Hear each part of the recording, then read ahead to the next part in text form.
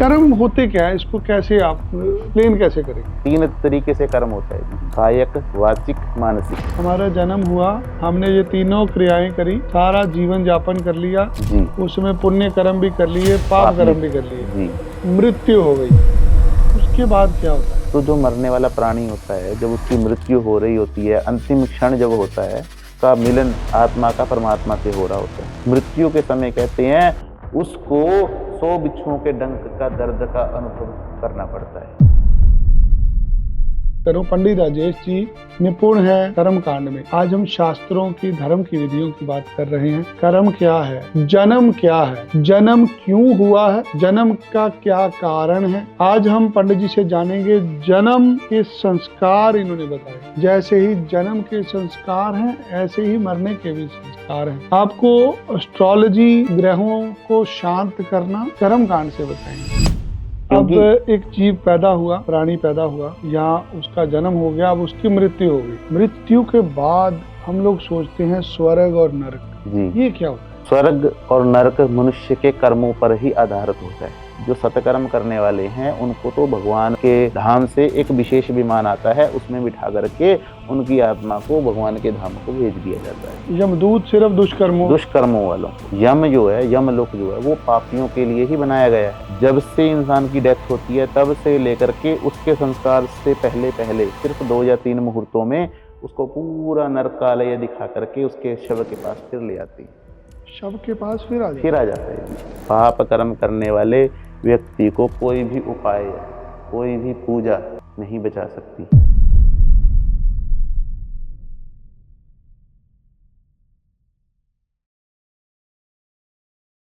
श्री राम जय राम, जय जय राम, श्री राम जय राम, जय जय राम। आज के वैदिक पॉडकास्ट में आपका स्वागत है।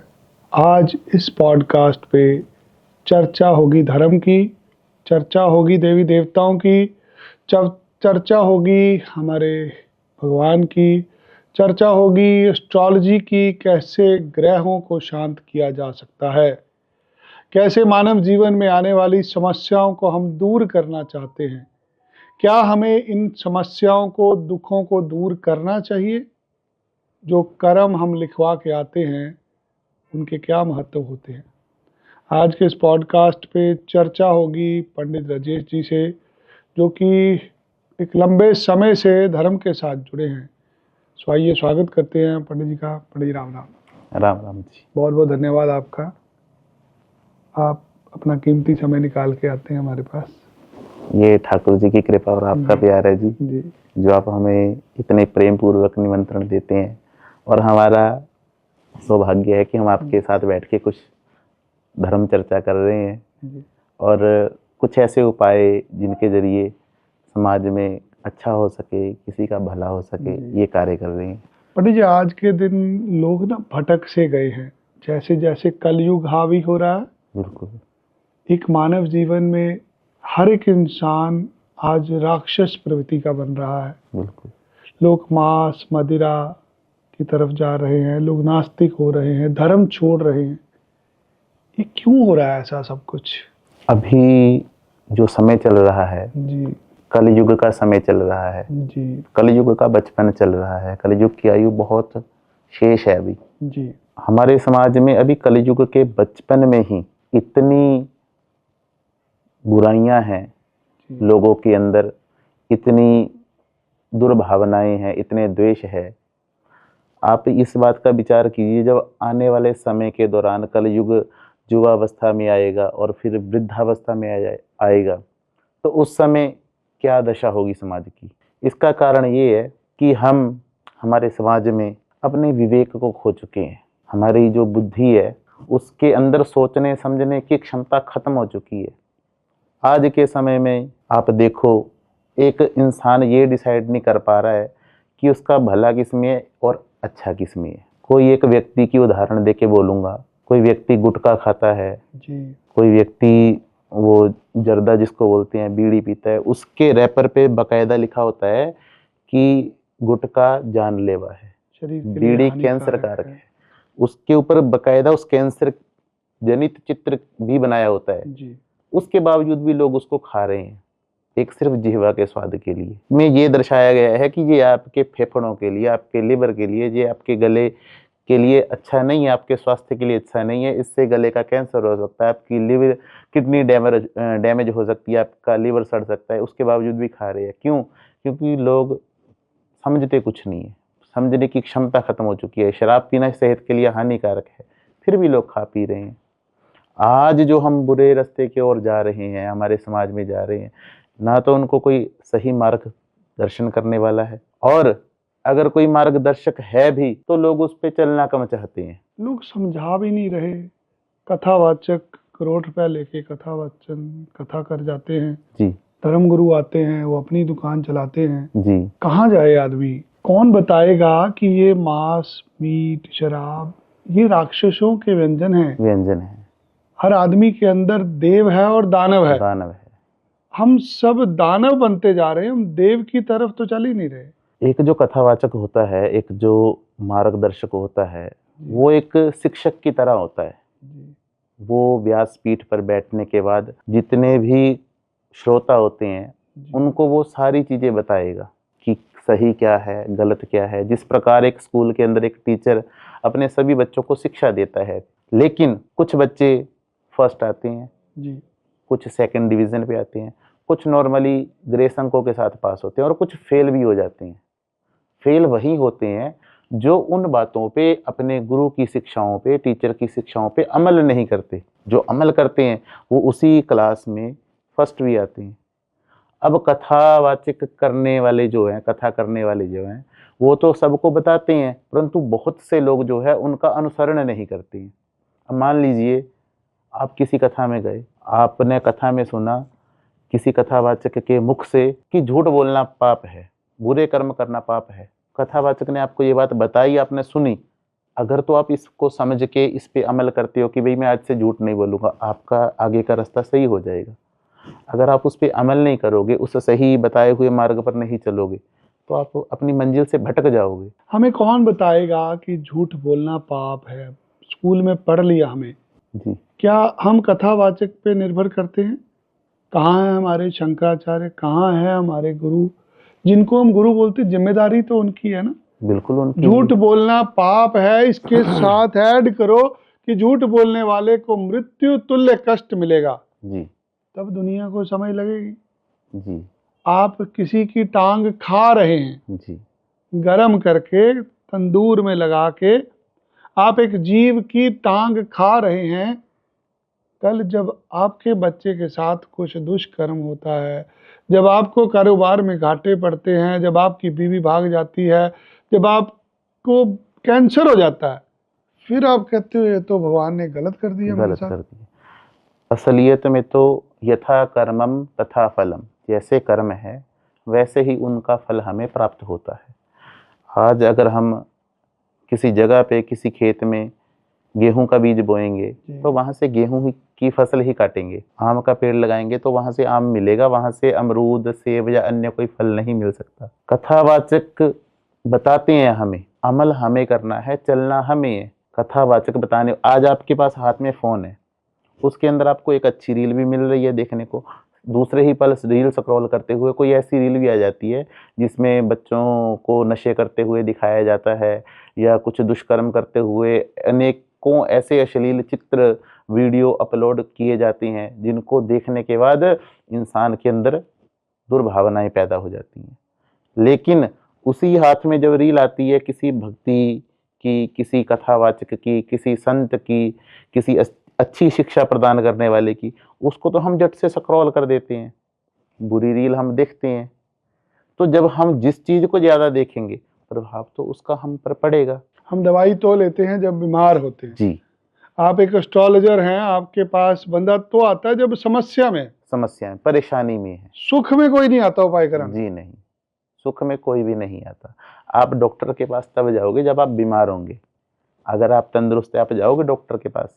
नहीं जाएंगे। 100 में से 99% किसी वकील के पास इंसान तब जाएगा जब वो किसी परेशानी में घिर गया है, डॉक्टर के पास तब जाएगा जब किसी रोग से घिर गया है। किसी ब्राह्मण के पास, किसी एस्ट्रोलॉजर के पास, किसी पंडित जी के पास वो तब जाएगा जब उसका कहीं और समाधान नहीं हो रहा है। और आज के समय में अधिकतर जो मार्गदर्शक है वो पथ भ्रमित कर रहे हैं, सही गाइडेंस देने वाले बहुत कम है, और जो हैं उनके पास सही समझने वाले बहुत कम है। आज लोगों को समस्याएं हो रही हैं, बिल्कुल हर तरह का आदमी आज परेशान है। जी।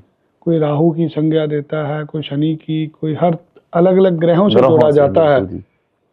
शास्त्र क्या कहते हैं जो आपके साथ अनिष्ट हो रहा है, ये क्या है? क्या ये कर्म है, ये भाग्य है? किसी के साथ कुछ गलत हो रहा है, किसी की दुकान नहीं चल रही, किसी की बीवी भाग रही है, किसी का बच्चा नालायक है, लड़ाई झगड़ा, किसी के अंग कट रहे हैं, जितनी भी समस्याएं आती हैं आपके जी। पास लोग ले, क्या ये भाग्य होता है या कर्म होते हैं? कर्म होते हैं जी। जैसा कि पहले बताया, यथा कर्मम तथा फलम। जो इंसान कर्म करता है उसको वैसा ही फल उसको प्राप्त होता है। ग्रह जो हैं हमारे कर्मों के हिसाब से हमें फल प्रदान करते हैं। बेशक आपकी कुंडली के अंदर कोई ग्रह ऐसा हो जिसको हम अच्छा नहीं बोलते, जो आपको अच्छा फल नहीं प्रदान कर रहा है, अगर आपके कर्म अच्छे हैं तो बुरे फल प्रदान करने वाला ग्रह भी आपको अच्छा फल दे करके जाता है। अगर आपके कर्म अच्छे नहीं हैं, अच्छा फल प्रदान करने वाले ग्रह भी आपके साथ अच्छा फल प्रदान नहीं करते हैं। आपके कर्म जो आप बीजोगे वही काटोगे। एक बच्चे का जन्म हुआ, जी जिस समय पे वो बच्चा जन्म हुआ उसे ग्रह मिल गए उसके सारे। जी अब वो जो उसे ग्रह मिले वो मिले पिछले जन्म के कर्म। जी। अब वो ग्रह हैं बुरे, अब वो अच्छा फल देने लग गए, वो क्या इस जन्म के कर्म है फिर? जी नहीं।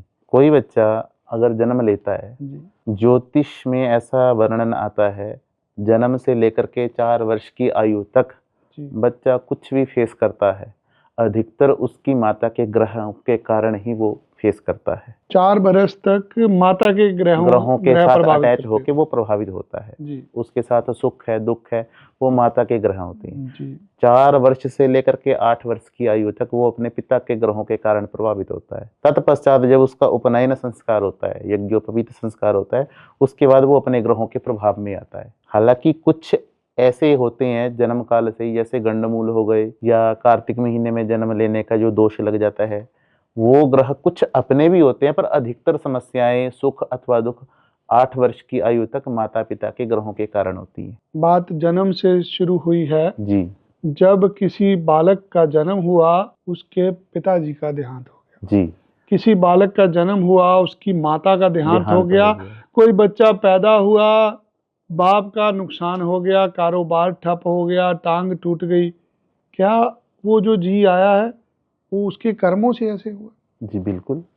उसके कर्मों से भी मैं आपको बता रहा हूँ कि जो जीव आता है वो अपने कर्म साथ लेके आता है।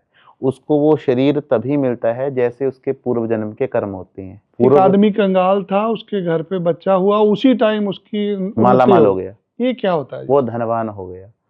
मेरी जानकारी में ऐसे एक पंडित जी हैं, मतलब मेरे गुरु ही हैं, एक तरह से वो जी। गुरुतुल्य हैं। उन्होंने मुझे स्वयं बताया था कि उनके पास 2 बेटियां हैं।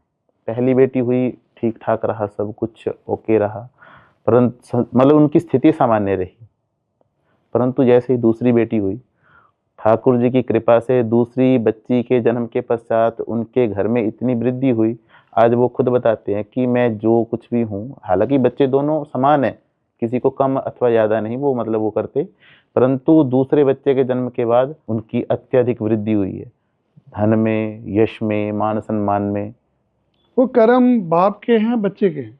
90% जो कर्म होते हैं, जैसा कि मैंने पहले बताया, 0 वर्ष से लेकर के 4 वर्ष की आयु तक 90% ग्रहों के कारण बच्चा प्रभावित होता है। मात्र 10% अपने ग्रहों अथवा अपने पूर्व जन्म के कर्मों से प्रभावित होता है। और इसी प्रकार 4 वर्ष से लेकर के 8 वर्ष की आयु तक बच्चा 80 से 90% अपने पिता के ग्रहों के कारण प्रभावित होता है, और 10 से 15%, 20% जो शेष रह गया वो अपने ग्रहों अथवा पूर्व जन्मों के कारण प्रभावित होता है। फिर धीरे धीरे उसके अपने ग्रह उस पर प्रभाव देने लगते हैं। अब जितने लोग हमारे साथ ये पॉडकास्ट देख रहे हैं, शायद आपको कुछ चीज़ें अजीब भी लग रही होंगी, आपको नहीं लग रहा होगा कि यहाँ समझाने की कोशिश करो। पंडित राजेश जी निपुण हैं कर्म कांड में। आज हम शास्त्रों की, धर्म की विधियों की बात कर रहे हैं।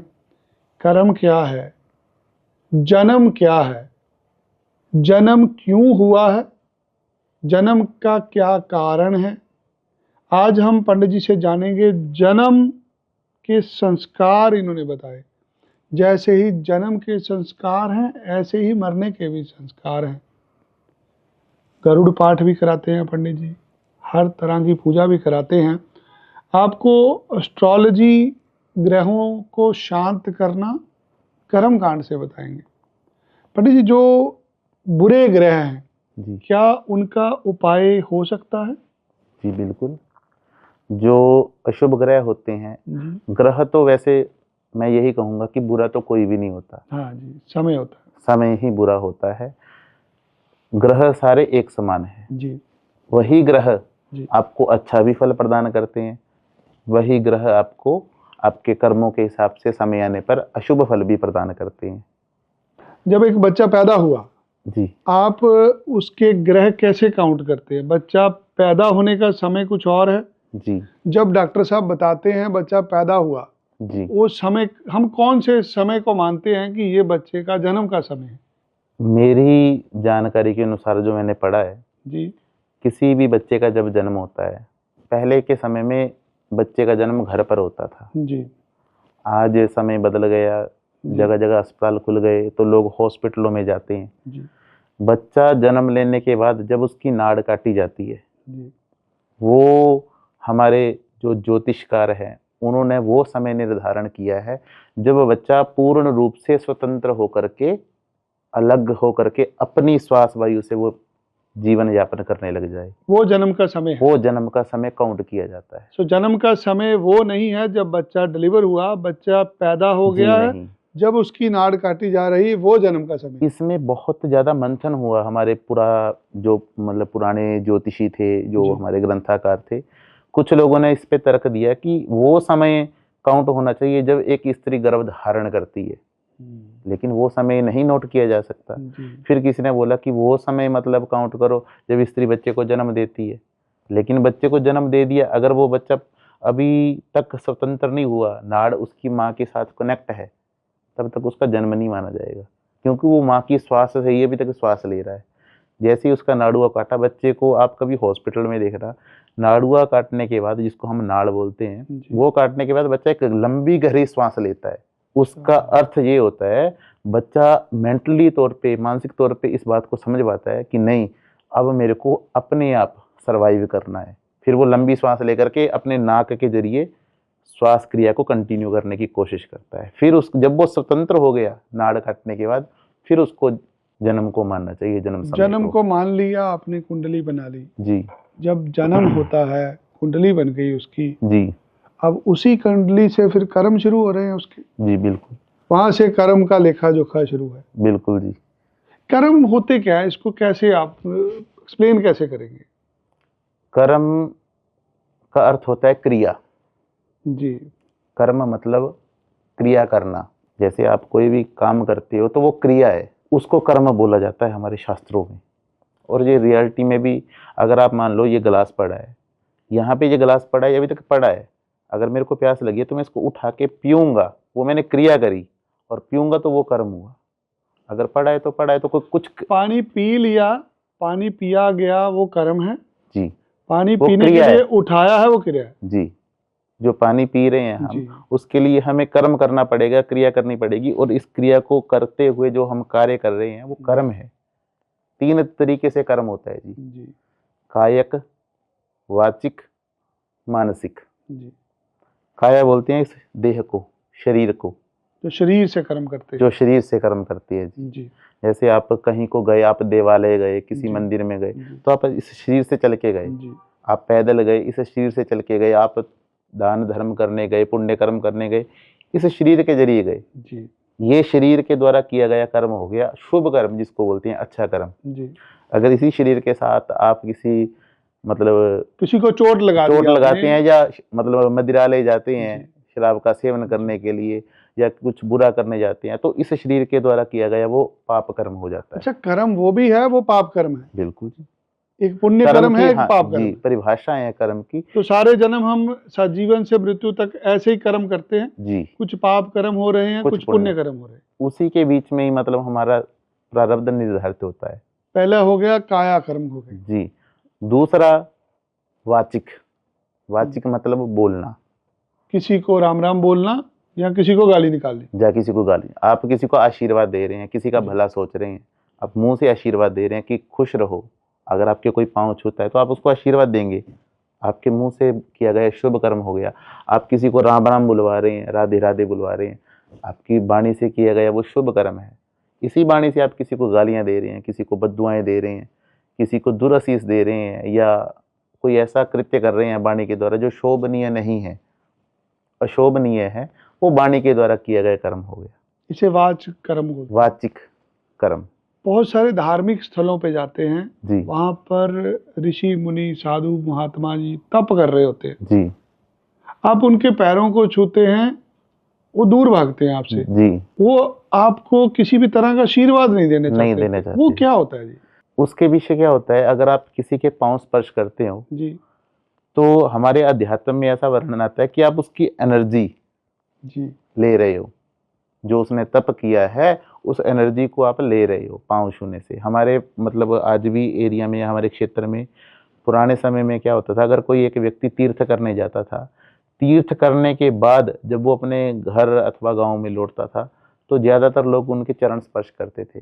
ऐसी मान्यता थी कि उसके चरण स्पर्श करने से आधा फल हमें उस तीर्थ का मिल जाता है।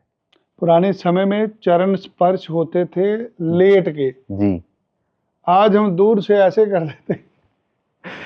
समय के हिसाब से जी ये परिवर्तन हो रहा है। पहले समय में तो हम दंडवत करते थे, साष्टांग प्रणाम, तो एक समय आया फिर हम झुक करके लगे करने। जी अभी कुछ वीडियोस ऐसे चलते हैं, देखता भी हूँ समाज में, कुछ लोग तो यही घुटनों में ही, और किसी का तो जिसका ज़्यादा पेट बड़ा हो तो घुटने तक भी नहीं पहुँच पाता, वो तो दूर से ही राम राम कर देता है। किसी को आशीर्वाद देना, सौभाग्यवती रहना, खुश रहो, जी आशीर्वाद देते थे पुराने बुजुर्ग। बिल्कुल जी। आजकल कोई आशीर्वाद भी नहीं देता। क्या उससे आप अपने कर्म, पुण्य कर्म किसी को दे देते हैं? आशीर्वाद देने से क्या होता था, जो हम किसी के लिए शुभ बोलते थे, जी जो हम शब्द बोलते हैं ना जी, शब्द ही ब्रह्म है। अच्छा। ओंकार से लेकर के अन्य कोई भी शब्द हो वो ब्रह्म है। आप ब्रह्मांड से, इस यूनिवर्सल से कुछ भी मांगोगे या किसी को कुछ भी प्रदान करने की अगर आप क्षमता रखते हो तो वो ब्राह्मण लोग अथवा बुजुर्ग लोग आशीर्वाद के जरिए ट्रांसफर कर देते हैं। ऐसी एनर्जी ट्रांसफर हो जी जाती है। बिल्कुल हो जाती है। हमारे क्षेत्र में एक बहुत विद्वान ऋषि हुए, उनके पास एक शिष्य आया, जी वो बहुत पहुंच वाले, जैसे बोलते हैं कि बहुत कर्ता धर्ता थे। उनके पास एक शिष्य आया और उस शिष्य ने 12 वर्ष तक उनकी सेवा की, गुरु मान करके उनके साथ जीवन यापन किया, हर तरह से जो वो बोलते थे वो करते थे। जी 12 वर्ष के पश्चात जब उनको लगा कि अब तो समय हो गया, अब गुरुजी मुझे कुछ प्रदान ही नहीं कर रहे हैं, मैं इतने वर्षों से सेवा कर रहा हूँ, और जैसे ही उन्होंने ये प्रार्थना अपने गुरुजी से की कि गुरुजी मुझ पर भी कुछ कृपा दृष्टि करो, इतना समय व्यतीत हो गया, मैं आपकी सेवा में लगा हुआ हूँ और मुझे भी आप कुछ कृपा प्रदान करो। उन्होंने मात्र इतना कहा, उस शिष्य के सिर पे हाथ रखे, यथा अहम तथा त्वम, अर्थात जैसा मैं हूँ, मैं तेरी सेवा भाव से प्रसन्न हूँ और वैसा ही तू बन जाएगा। जो एनर्जी, जो ताकत, जो सिद्धि मैंने जनरेट की हुई है, मैंने उत्पन्न की हुई है, वो सब तुझ में ट्रांसफर कर दी। और ऐसे हाथ रखने से ही सारा शक्तिपात उस शिष्य के अंदर कर दिया। और इतना कहते ही उन गुरुजी ने शरीर छोड़ दिया था। उनकी आयु पूर्ण हो गई थी, परंतु जाते जाते अपनी शिष्य की सेवा से प्रसन्न होकर के वो सब कुछ उनको दे गए। वो सिर्फ एक शब्द के मात्र के जरिए ही तो था। मात्र एक वाक क्रिया से ही जी आप कुछ भी ट्रांसफर कर सकती हैं। शब्द ब्रह्म है, आप यूनिवर्सल से कुछ भी मांगोगे वो आपको देगा, आपके पास लौट के आएगा। हम शास्त्रों में पढ़ते हैं वरदान मांगा जाता था जी, देवता वरदान दे देते थे, वरदान मिल जाता था जी। ब्रह्मा जी ने वरदान दे दिया, जी शिव जी ने वरदान दे दिया, जी, लोगों को सिद्धियां मिल गई, जी शक्तियां मिल गई, शक्तियां वो बोलने से मिल जाती थी। बिल्कुल जी, वो एनर्जी होती थी, वो ऊर्जाएं होती थी। देवता जो होते हैं वो शुभ अच्छी ऊर्जाओं के एक तरह से स्वामित्व वाले होते हैं। आज हम और ही संस्कृति में पड़ गए, गुड मॉर्निंग, गुड नाइट, कोई राम राम राधे राधे बोलना ही नहीं चाहता। गुड मॉर्निंग हम जो बोलते हैं वो वेस्टर्न कल्चर के पीछे लग के चल रहे हैं। हम अपने धर्म को, अपनी संस्कृति को हम भुला दे रहे हैं। आज के समय में हम गुड मॉर्निंग बोलते हैं, दोपहर के 12 बज रहे हैं, सूरज बिल्कुल शिखर पे है और हम गुड मॉर्निंग बोल रहे हैं, जबकि वो मध्याह्न काल हो चुका है। सुप्रभात का समय जो है प्रातः 4 बजे से लेकर के प्रातः काल हद मार के 8 बजे तक।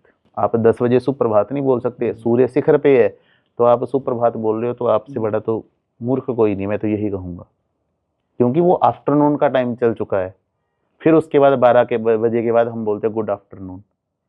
12 बजे तक हमारी मॉर्निंग ही चलती है। जब हमारा फिर रात के 12 बजे के बाद दिन चेंज होता है तो उसके बाद हम गुड नाइट करके फिर अगले दिन में शिफ्ट हो जाते हैं। अपनी संस्कृति को, अपने कल्चर को हम भूल करके हम पाश्चात्य संस्कृति के ऊपर डिपेंडेबल हो चुके हैं। हमने वाक कर्म करा जी, वाक कर्म में हमने किसी को वरदान दे दिया तो उसको वरदान चला गया। जी, शराब जब दे दिया हम तो किसी शराब को चला गया। शराब देते हैं जी, तो शराब भी लगता है, शराब भी लगता है। आज के दिन भी लगता है। आज के समय में भी लगता है। जिसके पास सत है, जिसके पास ऊर्जाएं हैं, जो परमात्मा की भक्ति करते हैं, जो सत पथ पर चलते हैं, उनके मुख से बोली हुई वाणी आज भी सच होती है। आज के दिन भी हम जी। सड़क पे देख रहे हैं, एक आदमी भीख मांग रहा होता है, जी, वो कह रहा भगवान तुम्हारा भला करे। भला करे। वो मात्र बोलने से भी आपको चीजें मिलती हैं। आपके अंदर शांति मिलती है ना जी, जब वो इतनी बात बोलती है। अगर कोई, आप किसी की सहायता कर रहे हो, अभी थोड़ी देर पहले आपके पास आए थे, जी आपने उनसे कितनी विनम्रता से बात करी, जी कितने उनके मन में खुशी हुई होगी, और उनसे ज्यादा खुशी जब उनको आपने देखा तो आपको आत्मिक शांति मिली होगी कि चलो मैं किसी के काम आ सका, किसी का मैं भला कर रहा हूँ। अगर आप किसी का भला कर रहे हो तो वो जो आपको आशीष देता है या आपके लिए प्रार्थना करता है, तो वो आपको आत्मिक शांति प्रदान करता है। जब आत्मा में, मन में आपकी शांति आ गई तो आप ऊर्जावान हो जाते हो, और फिर आपके अंदर एक एनर्जी पैदा होती है कि नहीं, चलो भगवान की कृपा मेरे साथ है और मैं जीवन में आगे बढ़ूंगा। अब यहीं पे पाप कर्म भी है, पुण्य कर्म भी है। और तीसरा है मानसिक, मानसिक कायिक, वाचिक, और तीसरा मानसिक। मानसिक कर्म। अब मानसिक कर्म क्या होता है? जो हम किसी को ना तो बोल पाते हैं, ना ही शेयर कर पाते हैं, लेकिन मेरे मन में किसी के प्रति क्या चल रहा है ये सिर्फ मैं जानता हूँ या ऊपर वाला। अब मैं किसी के प्रति किसी के बारे में आपने बुरा सोचा, अच्छा सोचा जी, तो वो तो अच्छा वो कर्म। पुण्य है। आपने किसी के बारे में बुरा सोच लिया तो वो पाप है। जी, भले ही आप किसी से शेयर सोचने करो, मात्र से भी कर्म हो रहा है। बिल्कुल जी, आप किसी को शेयर करो ना करो, आप किसी को बताओ अथवा ना बताओ, वो आपने एक, मन से कर्म कर लिया। जी बिल्कुल, ऊपर वाला देखता है, वो हमारे शरीर के अंदर विद्यमान है। जब तक वो विद्यमान है, जिसको हम आत्मा कहते हैं, वो उस परमात्मा का अंश है। हमारे शरीर के अंदर जो आत्मा है, उस परमपिता परमात्मा का ही वो अंश है, वो विद्यमान है। वो अंदर बैठा हमारे हर एक नियत को, हमारे हर एक विचार को वो देखते हैं। हमारा जन्म हुआ, हमने ये तीनों क्रियाएं करी, जी सारा जीवन यापन कर लिया, जी, उसमें पुण्य कर्म भी कर लिए, पाप कर्म भी कर लिए, जी मृत्यु हो गई, जी। उसके बाद क्या होता है?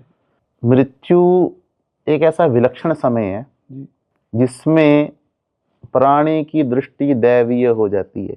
दैवीय मतलब जिस प्रकार एक देवता होते हैं, उनकी दृष्टि में कोई बड़ा छोटा, ऊंच नीच, किसी प्रकार का कोई भेदभाव नहीं होता। तो जो मरने वाला प्राणी होता है, जब उसकी मृत्यु हो रही होती है, अंतिम क्षण जब होता है, तब उसको यमदूत लेने आते हैं, जिसने जीवन में पाप कर्म किए हो।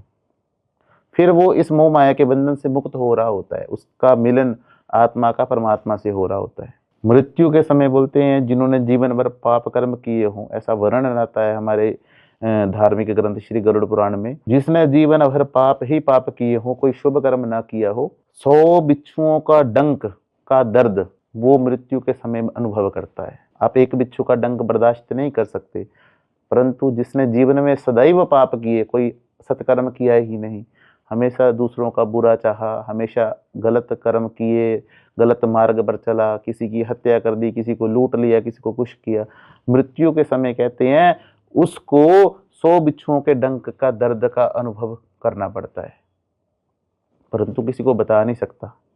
जब मृत्यु होती है, किसी की मृत्यु 1 सेकंड में होगी, जी, किसी की मृत्यु दुर्घटना में शरीर फट गया जी, चिथड़े चिथड़े हो गए, कोई डूब के मर गया, कोई जल तड़प के मर गया, कोई जल के मर गया, जी किसी को कैंसर हुआ, वो 6 महीने साल तड़प के मरा। जी, ये इतनी दर्दनाक मृत्यु, और आसान मृत्यु, इनमें क्या फर्क होता है? जी बिल्कुल, बहुत अच्छा प्रश्न किया आपने। एक होता है भक्ति मार्ग जी और एक होता है जो भक्ति से हीन हो, जी जिन्होंने सत्कर्म किया ही नहीं। मृत्यु दोनों को आएगी, जो भगवान का चिंतन करते हैं, भगवान का कीर्तन करते हैं, भजन करते हैं, नाम जप करते हैं, वो भी एक ना एक दिन मृत्यु को समय अनुसार प्राप्त होंगे। जी अमर वो भी नहीं है, मरेगा वो भी जो पाप कर्म करता है, जो बुरे कर्म करता है।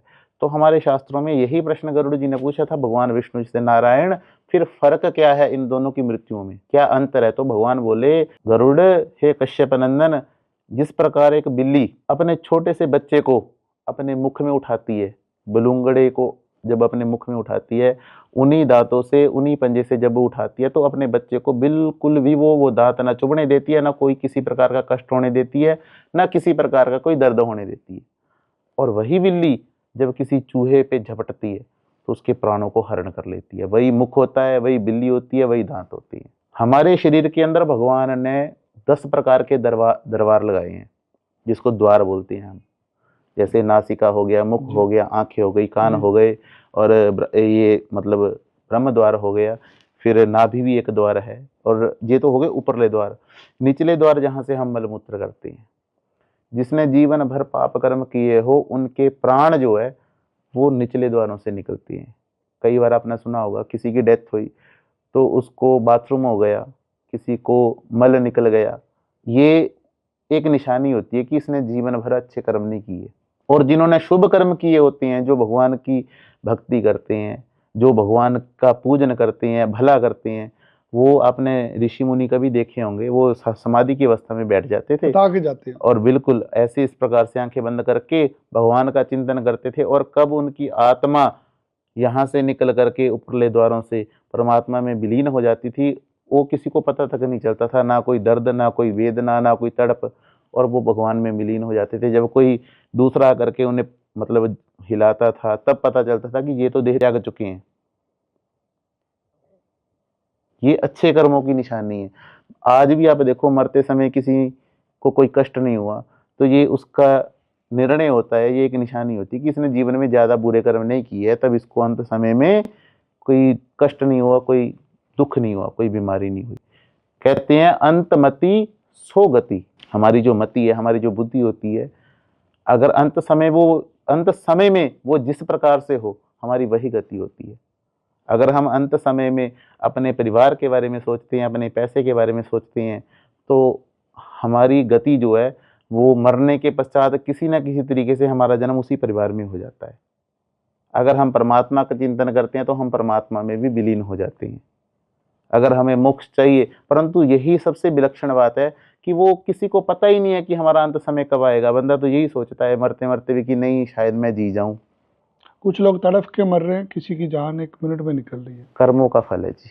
मैं कुछ दिन पहले एक शोक सभा में गया, जी वहां जाके मैं मिला जिनके शोक था, उन्होंने बताया माता जी का देहांत जी हुआ है। माता जी ने देहांत से महीना पहले लोगों के घर पे जाके जिसको जो देना था दिया, सबको बताया मैं इतनी तारीख को चले जाऊंगा। चली जाऊंगी जी। बहुत सारे लोगों को मैसेज किए जी कि ले भी तू भी शगन ले जा, सारे बच्चों को बराबर में बांट दिया। जी उनको जाने से पहले पता था मैंने इतनी तारीख को चले जाना।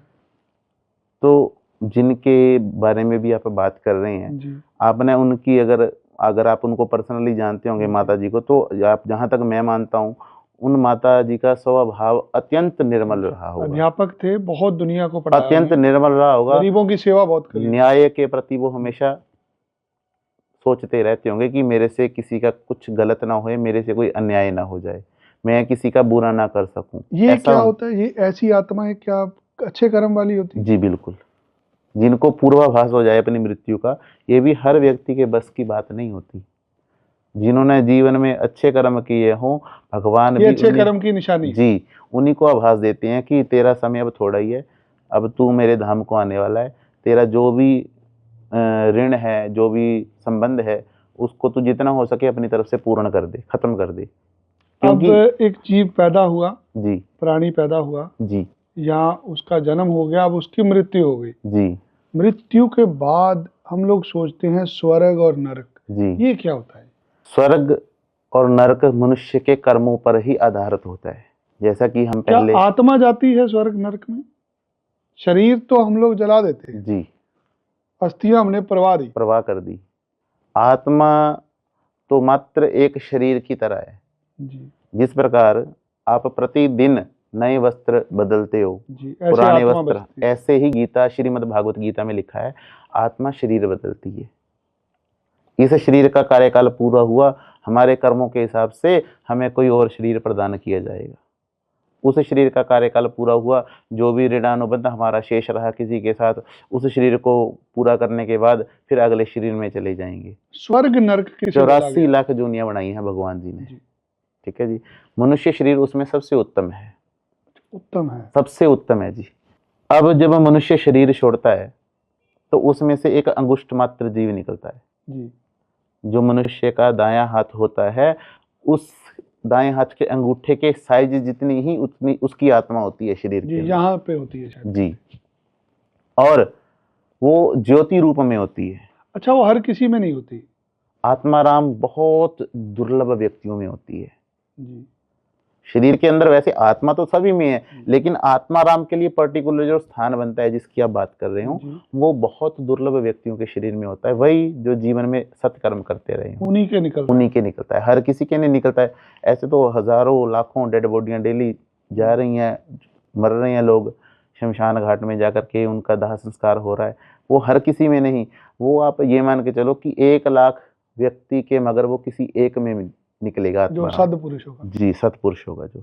और जैसे ही वो जीव निकलता है हमारे शरीर में से, तो यमदूत आते हैं, जिसने पाप कर्म किए हो उसको, शरीर को त्यागते ही आत्मा जैसे ही निकलती है, यमदूत उसको बेड़ियों में पकड़ लेते हैं। अपने साथ वो एक शरीर लाए होते हैं हाथ भर जितना, और उस शरीर में उसकी आत्मा को डाल करके उसको जकड़ लेते हैं। ये उन लोगों के साथ होता है जिन्होंने पाप कर्म किए हैं। जो सत्कर्म करने वाले हैं उनको तो भगवान के धाम से एक विशेष विमान आता है, उसमें बिठा करके उनकी आत्मा को भगवान के धाम को भेज दिया जाता है। यमदूत सिर्फ दुष्कर्मों वालों को, वैसे नहीं आते? जी बिल्कुल नहीं। यम जो है, यमलोक जो है, वो पापियों के लिए ही बनाया गया है। जिस प्रकार 84 लाख जोन है, उस प्रकार 84 लाख नरक भी बनाए हैं भगवान जी ने, दंड देने के लिए, सजाएं देने के लिए। और जैसे ही वो 10 दिनों के लिए मतलब एक शरीर लेके आते हैं, उसमें आत्मा को डाल देते हैं, उसको पकड़ लेते हैं, और फिर उसको अपने साथ बांध करके जब से इंसान की डेथ होती है तब से लेकर के उसके संस्कार से पहले पहले सिर्फ 2 या 3 मुहूर्तों में उसको पूरा नरकालय दिखा करके उसके शव के पास फिर ले आती है। शव के पास फिर आ जाता है जी, सिर्फ 2 या 3 मुहूर्तों में। जी, इतनी गति से हो जाती है। और आने के बाद फिर वो अपने शरीर में मतलब प्रवेश करना चाहता है प्राणी, जब अपने पार्थिव शरीर को देखता है, क्योंकि उसका बंधन नहीं छूटता। अब जिस घर में वो रहा इतने समय तक, उसका बंधन नहीं छूटता। अपने पारिवारिक सदस्यों को रोते हुए देखता है तो वो दुखी होता है, कोशिश करता है कि मैं इसमें प्रवेश करके फिर से जीवित हो उठूं, परंतु वो संभव नहीं होता। इतने में घर वाले उस पार्थिव शरीर का दाह संस्कार कर देते हैं। अब जिससे कर्म किए वो तो शरीर अग्नि में जल गया, वो तो खत्म हो गया, डिस्ट्रॉय हो गया, नष्ट हो गया वो तो। अब फिर प्रश्न आता है कि वो फल किस शरीर के द्वारा भोगता है? जो कर्म किए थे उसका फल भी तो भोगेगा ना, नरक अथवा स्वर्ग में। फिर ऐसा वर्णन आता है हमारे शास्त्रों में कि मरने के बाद परिवार के सदस्यों को चाहिए कि उसके लिए 10 दिन तक प्रतिदिन पिंडदान करे, उस प्राणी के लिए प्रतिदिन 10 दिन तक पिंडदान करे। और जो प्रतिदिन पिंडदान करते हैं वो 4 भागों में डिवाइड हो जाता है। एक हिस्सा उसका शरीर बनने में लगता है, दूसरा हिस्सा भोजन रूप में प्राणी को प्राप्त होता है, और जो बचे 2 हिस्से हैं जो जमदूत उस प्राणी को लेके जा रहे होते हैं उनको भी भोजन रूप में मिलता है। फिर 10 दिन तक कंटिन्यू पिंडदान करने से एक पिंडज शरीर बनता है, उसको बोलते हैं पिंडों से उत्पन्न हुआ शरीर। उसमें उसकी आत्मा को डाल करके फिर आगे उसको साथ ले चल पड़ते हैं। उसको नरकों के दुख दिखाए जाते हैं, उसको यातनाएं दी जाती हैं, उसको सजाएं दी जाती है कि जिस प्रकार तूने धरती पर दूसरों को कष्ट दिए, दूसरों को दुख दिए, अब उसका फल तुझे भोगना पड़ेगा। उस समय वो प्रेतावस्था में होता है। मनुष्य शरीर खत्म हो गया, प्राणी प्रेत बना गया, प्रेत बन गया, प्रेत योनि में चला गया। फिर उसके लिए नारायण बलि की जाती है, वो नारायण बलि का क्या अर्थ होता है? नारायण मान लो भगवान विष्णु, जी। और बलि मान लो पूजा। बलि का कुछ लोग ये भी बोलते हैं कि जैसे बलि वो करते हैं, वो बलि नहीं है यहाँ पे। बलि का अर्थ होता है पूजा, और उस पूजा में भगवान से प्रार्थना की जाती है, और उस प्राणी को प्रेत से पितरों में मिलाया जाता है सपिंडी कर्म करके। उस प्राणी को, अगर वो व्यक्ति पुरुष है, तो उसके पिता, दादा, परदादा आदि के शरीर में उनको मतलब विधिवत मिलाया जाता है हमारे क्रियाकर्म के द्वारा। अगर स्त्री है तो उसकी सास, दादी, परदादी इत्यादि में मिलाया जाता है, ताकि वो प्रेत से पितृ बन जाए। ये सारी क्रियाएं आप करते हैं? जी बिल्कुल। और वो करने के बाद फिर उसकी यात्रा स्टार्ट होती है नरक अथवा स्वर्ग की। उसके बाद यात्रा शुरू? उसके बाद यात्रा स्टार्ट होती है। तब तक वो प्रेत रहेगा? जब तक उसकी पिंडी नहीं हुई, उसकी नारायण बलि नहीं हुई, वो प्रेत योनि में भटकेगा। और जिस व्यक्ति को प्रेत योनि में भी पिंडज देह प्राप्त नहीं हुई, वो जीवन भर तक प्रेत योनि में भटकता रहेगा और अपने परिवार को श्राप देता है, बद्दुआ देता है। इसी को पितृदोष बोलते हैं? इसी के कारण फिर पितृदोष लगता है जी। जो परिवारों में समस्याएं आती हैं वो इसी वजह से आती हैं। जिनके क्रियाकर्म विधिवत नहीं होते, या कुछ लोग तो करवाते ही नहीं है, बोलते हैं ये कुछ नहीं है, ऐसा नहीं। कुछ लोगों को मृत्यु हुए बंदे, जिनके रिश्तेदार, भाई बहन जी सपने में नजर आते हैं, वो क्या होता है? ये डिपेंड करता है कि वो सपने में नजर आने वाला व्यक्ति के साथ उसका रिश्ता क्या है। सबसे पहले तो जी। रिश्ता कन्फर्म करने के बाद, जैसे किसी को किसी के पिता दिख गए, किसी को कोई ऐसा बालक दिखता है जिसको उसने देखा ही नहीं होता है, जीवन में कभी उसने उस बालक को देखा ही नहीं होता है, वो कौन होता है? फिर जो माता पिता होते हैं, उनका कोई मतलब बच्चा जो जिसको वो दिखा, उससे पहले बाल्यावस्था में ही मृत्यु को प्राप्त हो जाता है, और वो बच्चा छोटा होने के कारण उसको देख नहीं पाता, क्योंकि वो उससे बड़ा रहा होगा। और फिर वो बच्चा दिखता है कई लोगों को अपना कोई संबंधी दिखता है, तो उसके बारे में पहले ये कन्फर्म करना चाहिए कि इसका क्रियाक्रम विधिवत हुआ है अथवा नहीं। जिसका क्रियाक्रम नहीं हुआ वो नजर आते हैं जी। फिर वो चाहते हैं कि वो हमें भाई प्रेत योनि से मुक्त करो, आपका ये दायित्व बनता है, हम अपने हिस्से की प्रॉपर्टी, अपने हिस्से का पैसा आपके लिए छोड़ के आए हैं। अगर माँ बाप दिख रहे हैं किसी को, तो माँ बाप ये सोच करके किसी व्यक्ति को दिखाई देते हैं, भाई हमने तुझे जन्म दिया, हमने तुझे पाला पोसा, पढ़ाया, काबिल बनाया, और सब कुछ करके तेरे हवाले छोड़ के आ गए। अपना हमारा रक्त है तू, हम तेरे पूर्वज है, तू हमारा वंशज है, और हम सब कुछ वहीं धरती पर ही छोड़ के आ गए। हमारे उद्धार के लिए तू कर्म कर, क्रिया कर हमारे उद्धार के लिए, हम प्रेत योनि में यहाँ कष्ट पा रहे हैं। ऐसे वो प्रेत योनि से निकलते हैं? बिल्कुल जी। तो हम किसी को तो पढ़ते हैं, हाँ जी, भूत प्रेत निकट नहीं आए, हनुमान चालीसा में पढ़ते हैं जी। वो भूत प्रेत की संज्ञा क्या है? क्या वो यही प्रेत होते हैं, मृत्यु आत्मा जो होती जी है? नहीं, वो प्रेत अलग होती हैं। वो प्रेत अलग होते हैं? जी बिल्कुल। वो ये जो प्रेत होते हैं, ये होते हैं अपने ही पूर्वजों के द्वारा निर्मित। अब आप रास्ते में चल रहे हो, किसी शमशान में गए, अब वहाँ पे कितने लोगों की चिताएं जलती हैं, कितने लोगों के संस्कार होती हैं। तो शमशान एक ऐसा स्थान है, यहाँ पे अनगिनत संख्या में मृत लोगों की देह का अंतिम संस्कार होता है, और कई लोगों को संस्कार करने के बाद लोग छोड़ देते हैं वहीं, किसी का क्रियाक्रम नहीं करा, तो परिवार वाले तो उसको शमशान छोड़ आए, फिर वो शमशान से कहाँ जाएगा? अब आगे का क्रियाक्रम उन्होंने किया नहीं, तो उसकी तो आत्मा भटकेगी, फिर वो शमशान में निवास करती है। शमशान के अंदर ऐसी प्रेत आत्माएं जी होती बिल्कुल हैं? निवास करती हैं, क्योंकि परिवार वाले वहां उन्हें छोड़ करके आ जाते हैं उसकी देह को, और वो अपने घर आकर के क्रियाक्रम करते नहीं, अपने कामों में लिप्त हो जाते हैं, तो फिर वो आत्मा वहीं अपना स्थान मान के वहीं रहती है। अब ऐसे में कोई शमशान से गुजरता है, तो वो प्रेत जो है वो दूसरे को दिखाई देता है, कई बार दुखी करता है, तो उसका क्या अर्थ होता है? उसका ये अर्थ होता है कि जो मतलब अज्ञात प्रेत हैं, जिनके साथ हमारा कोई संबंध नहीं है, अगर वो हमें आकर के मतलब कष्ट दे रहा है, तो ऐसे प्रेतों को, ऐसे भूतों को हम हनुमान जी से प्रार्थना करती हैं कि आप हमारी रक्षा करो। भूत प्रेत जब निकट नहीं आवे, महावीर जब नाम सुनावे। तो वो उन अज्ञात भूत अथवा प्रेतों के लिए, परंतु जो हमारे वंशज है जी, उनका दायित्व हमारा बनता है। अभी हम वहां से चलते हैं फिर कि एक आदमी की मृत्यु हो गई जी, मृत्यु के बाद के क्रियाक्रम आप कह रहे इतने इंपॉर्टेंट हैं, नहीं तो फिर वो सारे परिवार को कष्ट मिलेगा? बिल्कुल मिलेगा जी। क्या ये कुंडली में भी नजर आते हैं? प्रेत पितृदोष तो कुंडली में भी आ जाता है नजर, कि आपके घर में कोई ऐसा व्यक्ति गया है जिसका विधिवत कर्म नहीं हुआ है। तो जब वो कर्म ठीक कर देते फिर अगली कुंडलियां ठीक हो जाती? बिल्कुल ठीक हो जाती है, वो दोष फिर खत्म हो जाता है। तो जो पितृदोष होता है वो परिवार में जितने लोग हैं सबकी कुंडली में नजर आता है? बिल्कुल जी।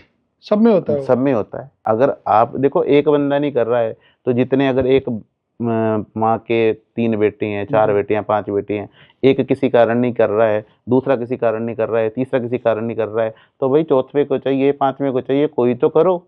वो आप ही के परिवार का सदस्य था जो मतलब प्रेत बन के भटक रहा है। एक ने नहीं किया, उसकी कोई मजबूरी रही होगी, दूसरे ने नहीं किया, तो वो सबकी कुंडलियों में फिर वो शो होगा, दिखाई देगा कि हाँ ये इनको पितृदोष लगा हुआ है।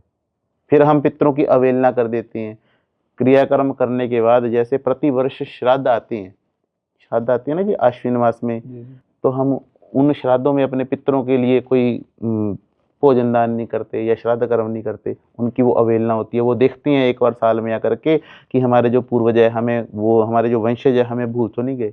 अगर हमको याद नहीं करते हैं, हम उनको हम भूल जाते हैं, तो फिर भी वो कुपित हो जाते हैं। जन्म से मृत्यु तक आदमी बहुत सारे कष्ट सहता है। जी वो जो जितने भी कष्ट आते हैं वो उसके ग्रहों की वजह से आते हैं। जी बिल्कुल। समय समय पर कष्ट आते हैं। आपके कष्ट। पास लोग आते हैं पूजा कराने के लिए, पाठ कराने के लिए। जी क्या ऐसी विधियां होती हैं जो हम पूजा पाठ से, कर्म कांड से इन समस्याओं को उपाय कर सकते हैं?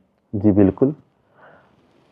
अब ऐसे बहुत से उपाय हैं जिनको करने से मनुष्य अपने कष्टों से, अपने दुखों से निजात पा सकता है, जी अपनी समस्याओं से, अपनी परेशानियों से निकल सकता है। अब किसी का उदाहरण के तौर पे मैं मतलब बताना चाहूँगा। मान लीजिए किसी का व्यापार नहीं चल रहा, जी या किसी की शादी नहीं हो रही, या किसी पे ऋण बहुत चढ़ गया है, तो उन समस्याओं के निवारण के लिए, अब किसी की शादी नहीं हो रही है तो उसके लिए अनेकों प्रकार के उपाय हैं, जी परंतु मैं मुख्य के तौर पे एक मंत्र है उसको बताना चाहूँगा। जी ओम पत्नीं मनोरमां देहि मनोवृत्तानुसारिणीं तारिणीं दुर्ग संसार सागरस्य कुलोद्भवाम्। इस मंत्र का आप या तो स्वयं जाप कीजिए शुद्धता के साथ, या फिर किसी ब्राह्मण से करवाइए, अपने कुल पुरोहित से।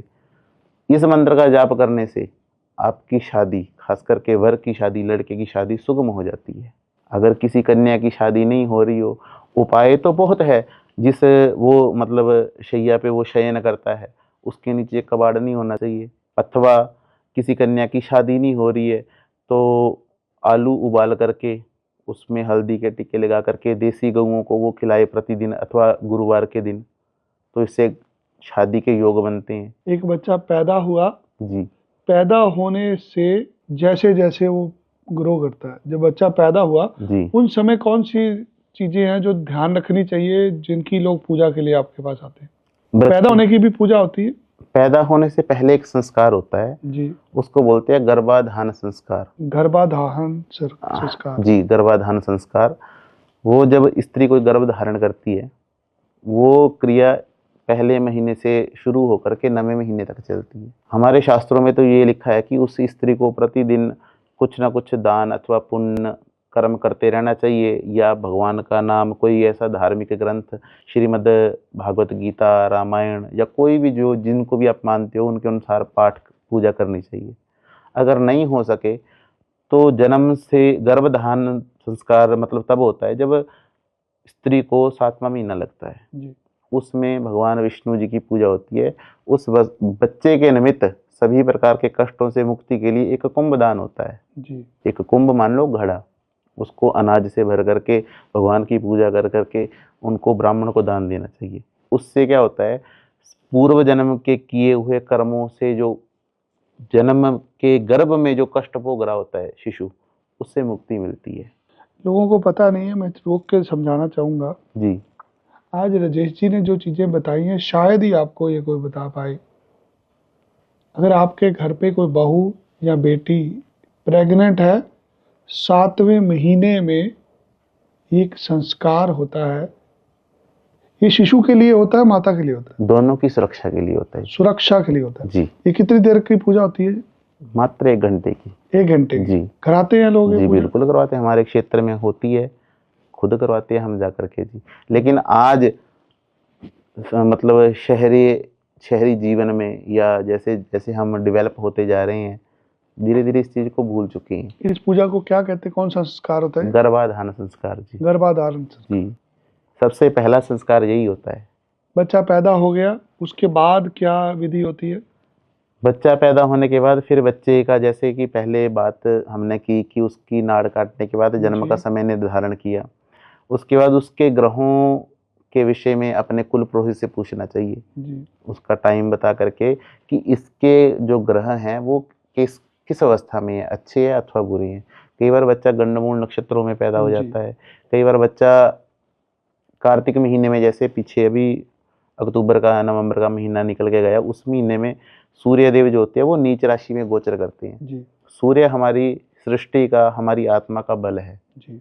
अगर वो नीच राशि में है तो इसका मतलब ये है कि आने वाले जीवन में इस बालक के अंदर जो इस महीने में जन्म ले रहा है उसके अंदर उतना तेज नहीं होगा। जिस प्रकार सूर्य उदय होकर के चमकता है वो तेजहीन हो जाता है, सूर्य भगवान की उसको कृपा प्राप्त नहीं होती है, आशीर्वाद प्राप्त नहीं होता। इसीलिए कुछ लोग निराश रहते हैं, कमजोर होते हैं, जी, क्योंकि ग्रहों का प्रभाव होता है। ग्रहों का प्रभाव होता है। फिर ऐसे लोगों की पूजा होती है जी, बच्चों की? फिर वो अगर मतलब इस कार्तिक महीने में जो बच्चे जन्म लेते हैं उनकी पूजा, उनकी शांति भी कार्तिक महीने में ही होती है। वो हर साल में एक बार आता है कार्तिक महीना, उसी मास में उसी बर्थ डेट पे उसकी पूजा और शांति की जाती है। उसके बाद गंडमूल शांति का विचार करना चाहिए। फिर कई लोगों के क्या होता है, जिनके 4 बच्चे होते हैं, 3 लड़कियों पर से 1 लड़का हो जाता है, या 3 लड़कों पर से 1 लड़की हो जाती है, जी। वो भी एक दोष लग जाता है। वो भी दोष उसको है। बोलते हैं त्रिखल दोष, जी। तो वो भी शांति करवानी चाहिए। जी। तो इस प्रकार से बहुत सी बातों का विचार करते हुए, अपने समाज के अंदर बहुत सी बातों का विचार करते हुए आगे चलना चाहिए। बच्चा पैदा हो गया, जी। कंडमूल की पूजा हो गई। जी। अब वो बच्चा स्कूल जा रहा है, जी। बढ़ रहा है, जी। खेल रहा है, ऐसे आगे समाज में और पूजाएं कराते हैं हम लोग। समय समय से जब इंसान कोई बीमार होता है, जी। डॉक्टर के पास उसको तब जाना ही पड़ता है जब हाँ उसको जी। बीमारी होती है। जी। अब समय में जीवन चक्कर है, इसके अंदर सुख भी आएंगे, दुख भी आएंगे। जी। सुख का समय तो हम व्यतीत कर ही देते हैं, जी। परंतु जब दुख का समय आता है, कोई बुरा समय आता है, तब हमें उस समय अपने ग्रहों का विश्लेषण करवाना चाहिए जी। अच्छे विद्वान से। जी। उस समय के अनुसार जो भी शांति हो अथवा पूजाएं हो वो समय समय से करवानी चाहिए। अब कोई किसी का विवाह नहीं हो रहा है तो उसका कारण जानना चाहिए कि विवाह ना होने का क्या कारण है। जी। कई बार मंगल दोष होता है, कई बार मैंने तो ये यहाँ तक भी देखा है, जिन बच्चों की जन्म के समय में गंडमूल की पूजा नहीं होती है, गंडमूल शांति नहीं होती है, वो विवाह तक व्यक्ति को परेशान करते हैं, विवाह में विघ्न उत्पन्न करते हैं।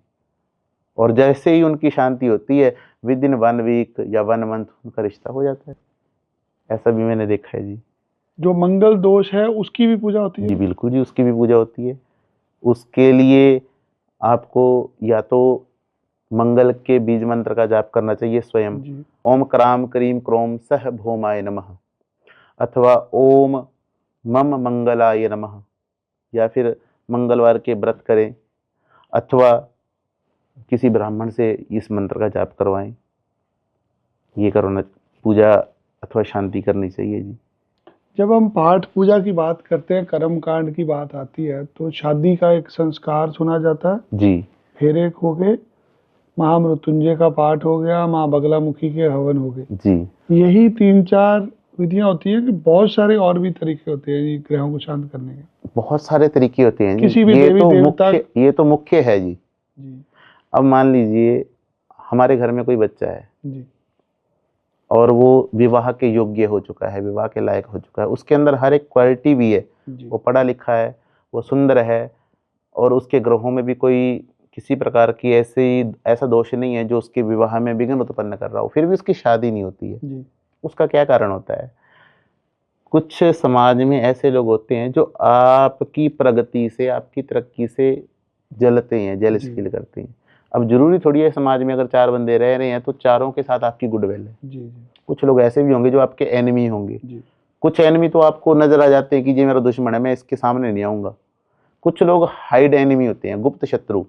वो आपसे मन में शत्रुता तो रखते हैं परंतु आपको शो नहीं करेंगे, दिखावा करेंगे कि हम आपके साथ हैं। तो ऐसे लोगों को जब पता चलता है कि इनके बच्चे की रिश्ते की बात चल रही है तो वो वहां जाकर के झूठ बोल करके रिश्ता तोड़वाने की चेष्टा कर देती हैं।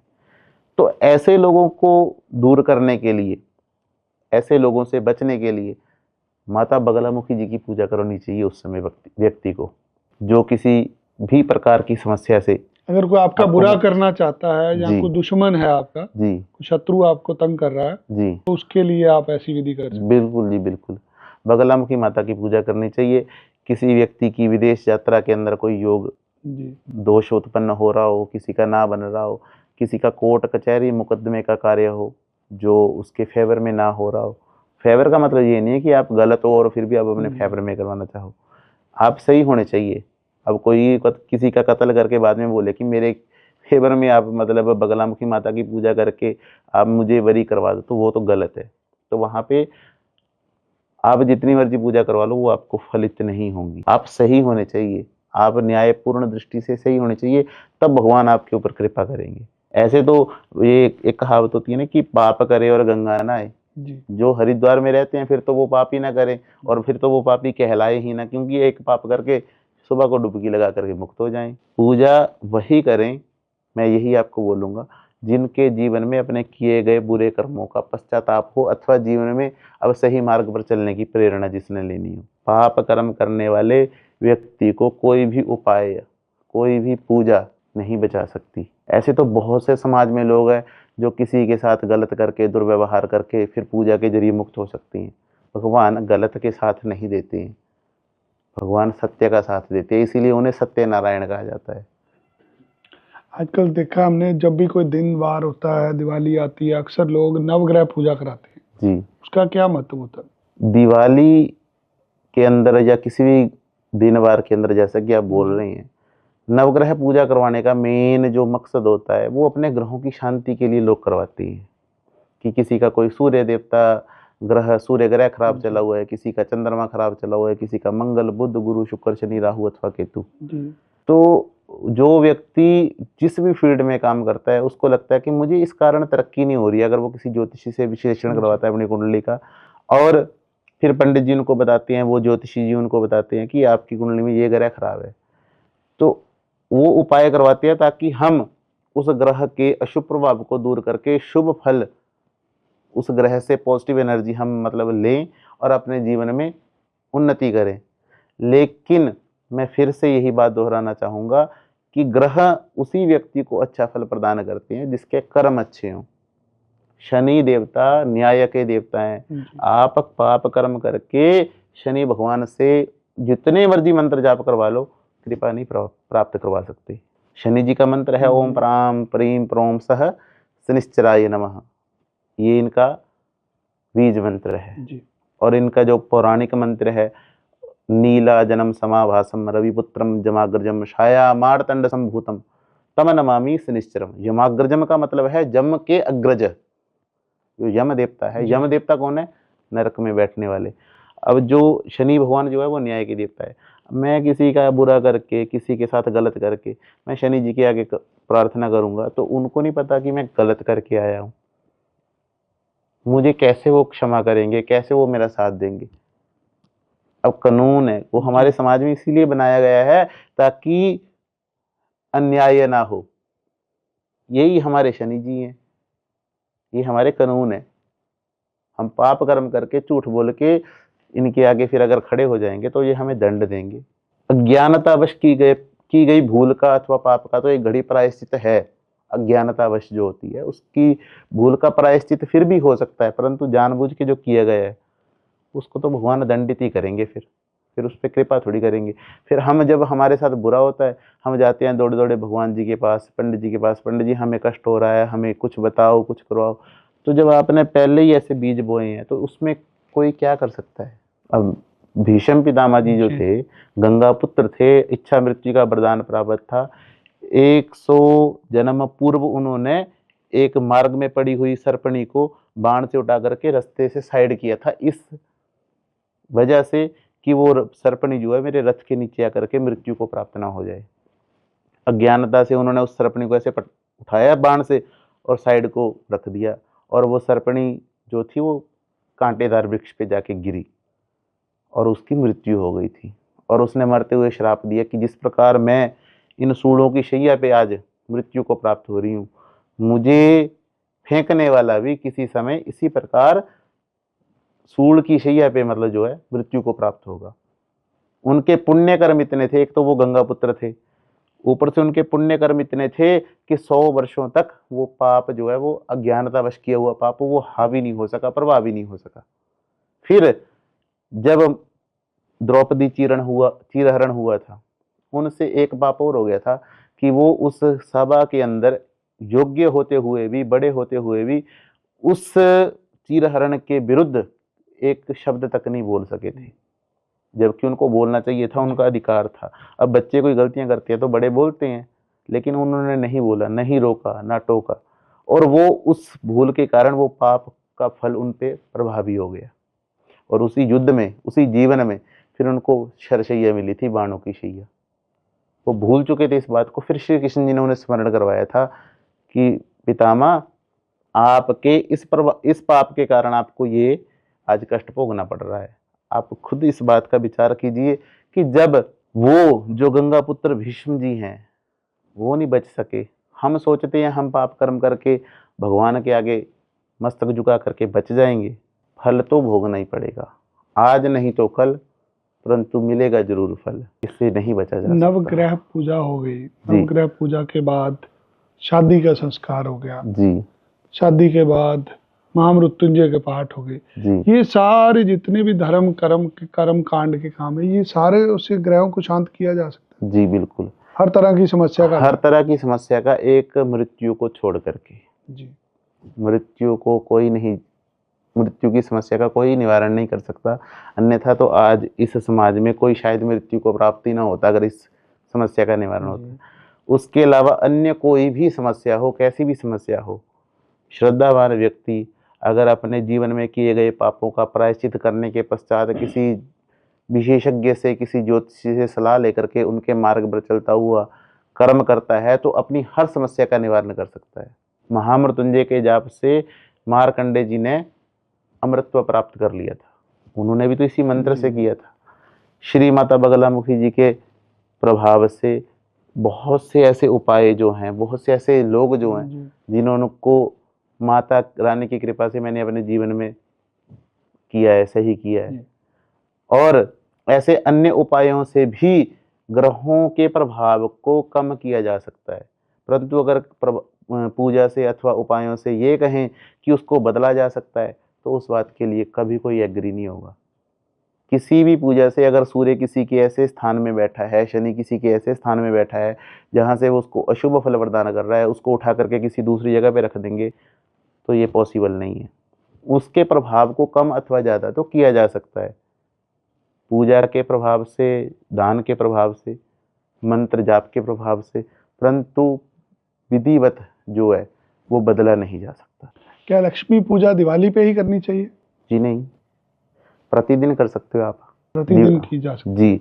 दिवाली पे लक्ष्मी पूजा करने का जो मेन पर्पज है, इस दिन माता लक्ष्मी जो है वो सागर मंथन में से उत्पन्न हुई थी। माता लक्ष्मी जी का प्रादुर्भाव हुआ था, अवतार हुआ था, और उत्पन्न होने के कारण उस दिन अमावस्या तिथि थी, तो इसके कारण इसका विशेष प्रचलन जो है वो दीपावली के शुभ अवसर पर हो चुका है। अन्यथा आप माता लक्ष्मी जी का पूजन अथवा उनके मंत्र का जाप अथवा उनका स्तोत्र, श्री सूक्त इत्यादि आप प्रतिदिन अपने, इससे सुख मिलता है बच्चों जी बंधु। बिल्कुल। कोई भी प्राणी जिसको आर्थिक रूप से कमजोर है, जी, लक्ष्मी माता की पूजा करे, लक्ष्मी माता की पूजा करे, श्री सूक्त एक सूक्त आता है जी, उसका जाप करे अथवा कनक धारा स्तोत्र का जाप करे। 41 दिनों के अंदर उस व्यक्ति की जो भी आर्थिक समस्याएं होंगी वो खत्म होनी स्टार्ट हो जाएंगी। मात्र 41 दिन, सवा महीना, परंतु श्रद्धावान होकर के शुद्धि पूर्वक इस स्तोत्र का जाप करें। ओम हरीम लक्ष्मये नमः, ओम श्रीम दिव्ये नमः, या फिर माता लक्ष्मी जी के और भी मंत्र है, वैदिक मंत्र हैं और गायत्री मंत्र है। महालक्ष्मी च विद्महे विष्णु पत्नी च धीमहि तन्नो लक्ष्मी प्रचोदयात, इस मंत्र का जाप करें। वैदिक मंत्र भी है, वो भी जाप कर सकते हैं। आपके कहने का मतलब है जितने भी एस्ट्रोलॉजी के अंदर ज्योतिष आचार्य जो उपाय बताते हैं जी, वो उपायों को हम मंत्रों से, पूजा से भी बिल्कुल कर जी, सकते बिल्कुल हैं। बिल्कुल कर सकते हैं जी। वो सारी समस्याएं रादर देन हम कहीं पे जाके लंगर लगाएं, कहीं पे कुछ दबा दें, जला दें, बहा दें, उससे अच्छा है अब मंत्र जाप करें। उससे आपको डबल फायदा होगा जी मंत्र जाप से। जी, एक तो वो आपके जीवन को प्रभाव करेगा, जैसे आपके पास आर्थिक फाइनेंशियली समस्या है, जी, अगर आप मंत्र जाप करेंगे, आपके जीवन के अंदर आय के स्रोत अपने आप बनने डेवलप होने शुरू हो जाएंगे। दूसरा, अगर आप मंत्र जाप करते हैं विधि पूर्वक, आपके शरीर के अंदर एक ऐसी ऊर्जा का संचार होना शुरू हो जाएगा, आप खुद नोटिस करोगे कि मैं जो आज से इतने दिन पहले जो था, आज मैं वो नहीं हूँ। आज मेरे अंदर एक नई ऊर्जा है, नई स्फूर्ति है। वो मंत्र की ऊर्जा आपके अंदर जनरेट होनी स्टार्ट हो जाती है। कौन से ऐसे 10 महामंत्र हैं जो सनातन धर्म में सबसे ज़्यादा सहायी होते हैं?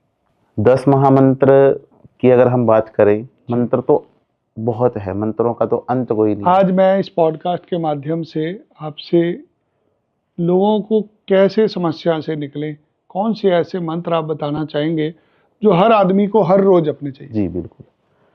सबसे पहले शुरुआत करेंगे श्री गणेश जी से। जी, हमारे सनातन धर्म के अंदर सबसे पहले उन्हीं की पूजा होती है। जी, सबसे इनका छोटा मंत्र है ओम श्री गणेशाय नमः अथवा ओम गंग गणपतये नमः। ओम गंग गणपते नमः। जी, अगर ये मंत्र कोई इंसान कर सकता है तो बहुत अच्छा है। अगर इससे आगे भी कोई जानना चाहे तो वो मंत्र है ओम वक्रतुंड महाकाय सूर्यकोटि समप्रभा निर्विघ्नं कुरु मे देव सर्वकार्येषु सर्वदा। अथवा ओम गजाननम भूतगणादिसेवितं कपितजम्बूफलचारुभक्षणं उमासुतं शोकविनाशकारकं नमामि विघ्नेश्वर पादपंकजम। ये 2 मंत्र मैंने बड़े इसीलिए बताए कि ये कोई अगर गणेश जी के मंत्र है। जी गणेश जी का मंत्र है। ये कौन से कर्म के लिए हम जो करते हैं? सबसे पहले तो गणेश जी की जो मैंने आपको मंत्र बताया ओम वक्रतुंड महाकाय, इसमें गणेश जी की स्तुति की हुई है। जी, इसका अगर मैं आपको अर्थ बताऊं, वक्रतुंड महाकाय, वक्रतुंड का मतलब है टेढ़ी सूंड वाले, महाकाय मतलब बड़े शरीर वाले। जी, वक्रतुंड महाकाय कोटि सूर्य समप्रभा, जिनका तेज, जिनकी आभा करोड़ों सूर्यों के समान है। निर्विघ्नं कुरु मे देव, मेरे सभी कार्यों को निर्विघ्नता से आप संपन्न करवाइए। सर्व कार्येषु सर्वदा, हमेशा मेरे सभी कार्यों को निर्विघ्नता से संपन्न करवाइए। सभी प्रकार के विघ्नों को दूर करने के लिए आप गणेश जी का मंत्र जाप कोई कर भी सकते जप हैं। सकता है? जी बिल्कुल, कोई भी जाप कर सकता है जी। हर रोज अपना चाहिए? हर रोज सुबह उठते ही सबसे पहले, जी, जैसे ही आपने मतलब वो उठ करके अपने हाथों को देखा, सबसे पहले कराग्रे बस्ती लक्ष्मी, कर मध्य सरस्वती, कर मूले तू गोविंद प्रभाते कर दर्शनम, ये बोल के उठने से पूर्व अपने मतलब हाथों को देख करके, हाथ मल करके, चेहरे पे घुमा करके, और उठने से पूर्व शैया त्यागने से पहले आप इस मंत्र का ओम गंग गणपतये नमः अथवा ओम श्री गणेशाय नमः या फिर मैंने आपको जो मंत्र बताए इनका जाप कर सकती हैं। अगर आपने प्रातः स्मरण ही उठते ही गणेश जी का नाम ले लिया, आपके दिन भर के कार्य निर्विघ्नता से होते हुए चले जाएंगे। कष्ट कम हो जाएंगे कष्ट कम हो जाएंगे, रोग दूर हो जाएंगे।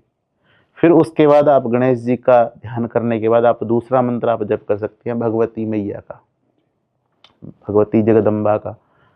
उनके मंत्र सूक्ष्म मंत्र तो बीज मंत्र जो है वो यही है ओम ऐं हरिं कलिं चामुंडायै विच्चे। अगर कोई ज्यादा ना कर सके तो इस सूक्ष्म मंत्र को कर सकता है। जी, ज्यादा करना चाहे तो उसके लिए 2 मंत्र और यहाँ पे बताना चाहूंगा। ओम सर्व मंगल मंगल्ये शिवे सर्वार्थ साधिके शरण्ये त्र्यंबिके गौरी नारायणी नमोस्तुते।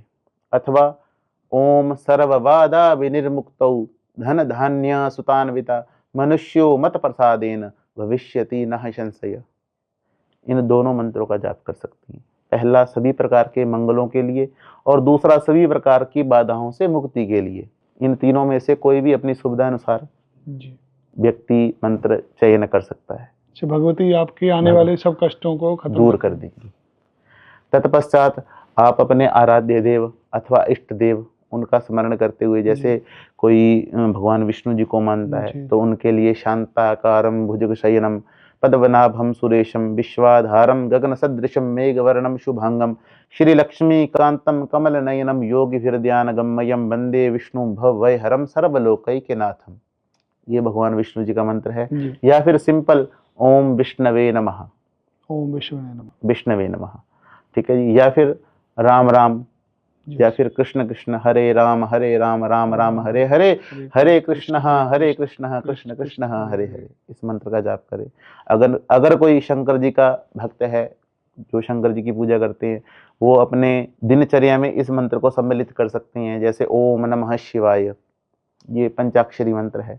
या फिर भगवान शंकर जी का मृत्युंजय मंत्र, ओम त्र्यंबकम यजामहे सुगंधिम पुष्टिवर्धनम उर्वारुकमिव बंधनान् मृत्युर्मुक्षीयमामृतात्, इस मंत्र का जाप कर सकते हैं। अथवा शंकर जी के मंत्र और भी बहुत हैं, जैसे वंदे देव उमापतिम सुरगुरुम, वंदे जगत कारणम, वंदे पन्नग भूषणम मृगधरम, वंदे पशूनां पतिम, वंदे सूर्य शशांक वह्नि नयनम, वंदे मुकुंद प्रियम, वंदे भक्त जनाश्रयंच वरदम, वंदे शिवम शंकरम। शंकर जी के मंत्र, भगवान जो शंकर जी के जिनके शंकर जी आराध्य है, इष्ट है, उनका ध्यान कर सकते हैं। फिर श्री कृष्ण जी का जो सभी प्रकार के क्लेशों को दूर करता है, सच्चिदानंद रूपाय विश्वोत्पत्त्यादि हेतवे तापत्रय विनाशाय श्री कृष्णाय वयम नमः, तीनों प्रकार के तापों से मुक्ति के लिए, ठीक है जी, पाप ताप श्राप, तीनों प्रकार से तापों की मुक्ति के लिए। या फिर श्री कृष्णाय वासुदेवाय हर ये परमात्मने प्रणतः क्लेशनाशाय गोविंदाय नमो नमः, भगवान श्री कृष्ण जी के इसी प्रकार आप जिन भी भगवान के प्रति श्रद्धावान हो, या जो आपके इष्ट है, उनके मंत्र भगवती मैया सरस्वती के, हनुमान जी के, श्री राम जी के अपनी अपनी सुविधा अनुसार आप चयन कर सकते हैं। इन मंत्रों से आपके जीवन मंगल में हो जाएगा। बिल्कुल। अगर आप ग्रहों की शांति चाहते हैं, सभी प्रकार के ग्रहों को अपने अनुकूल बनाना चाहते हैं, मैं एक मंत्र बताना चाहूंगा।